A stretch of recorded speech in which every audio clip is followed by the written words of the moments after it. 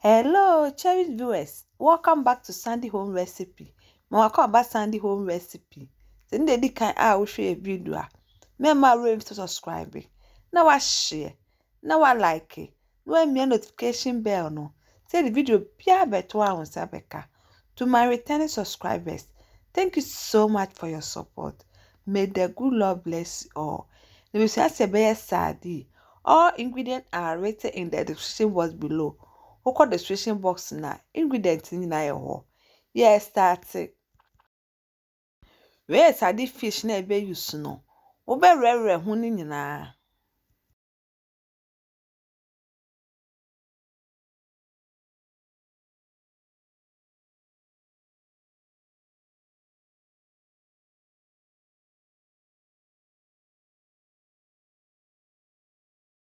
Wɔwerɛ ho awie no, na wamaake ne to no ne eti no. Ba wo ma ne nti o.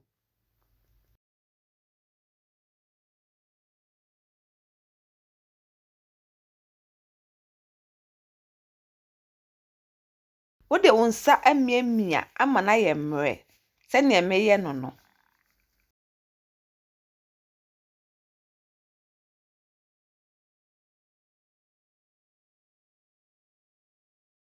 Uwia no watenetini afi so. Na wayi ne ebo no. Na watwe ne nkɛsɛɛ no afi ne to.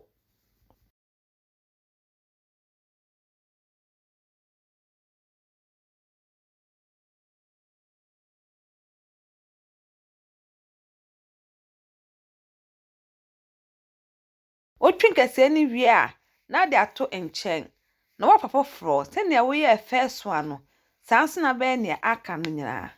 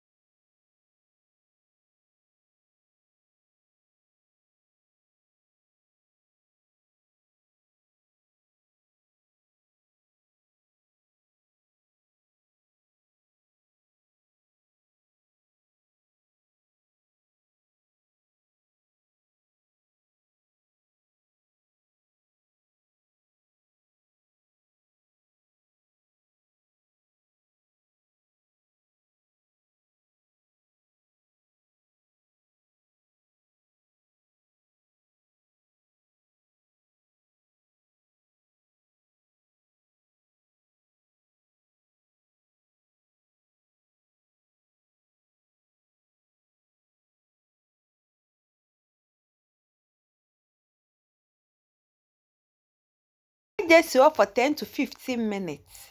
Where ye onion, bell pepper. Wobɛhyehyɛ gu saucepan a wobɛyɛ wɔ mu.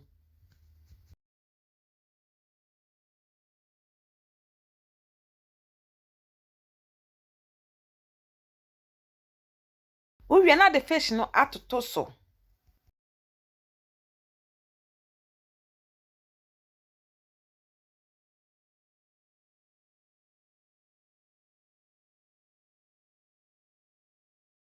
O de oil aka ho.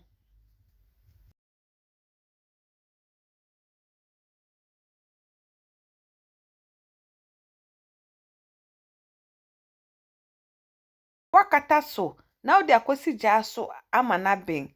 Ba se egya no ulo no neto ne bo eben.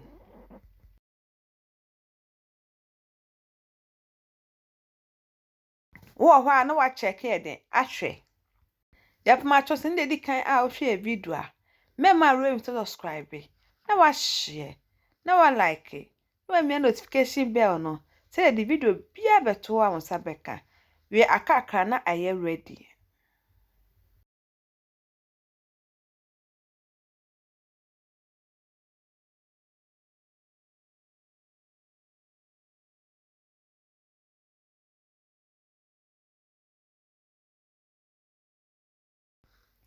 Aha no aye ready na wa yi na wa store. Please, if you are new to our channel, Don't forget to subscribe, share, like, and also click the bell icon to get new video we will post.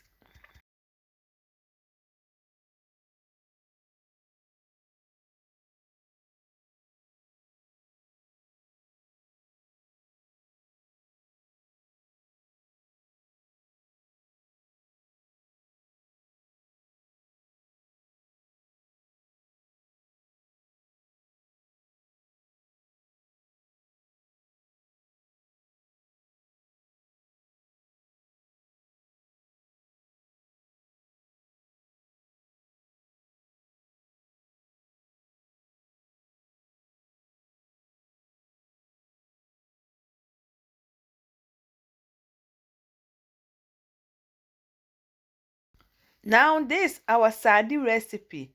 Please like this video and subscribe to our channel. Thank you so much for watching.